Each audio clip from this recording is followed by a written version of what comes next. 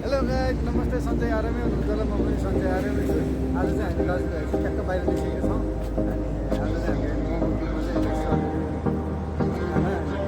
खाना रोज खाएको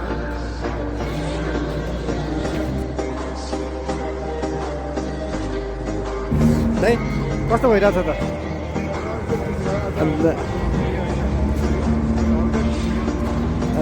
दाइ अब आज एक दिन, भोलि एक दिन, पर्सि त घर जानु भइहाल्छ। म एक्लै हो कि ज्या हुन्छ। म एक्लै, दाइ पनि घर जाने, यसो हल्का सपिङ पनि गरेर आएको गाइस।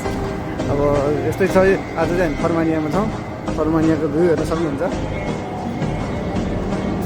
अनि दाइ के भन्नु त? जे भयो पनि आफ्नो घर जन्मथलो भने जन्मथलो हो नि त दाइ।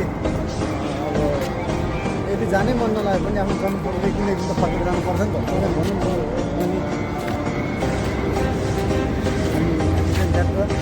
यताउति गरेर खाना भन्दै खाजा खाएर गाडी सपिङ गर्नु थियो।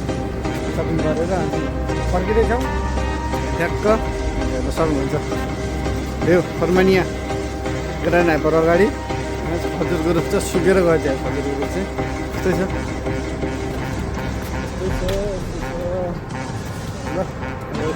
ल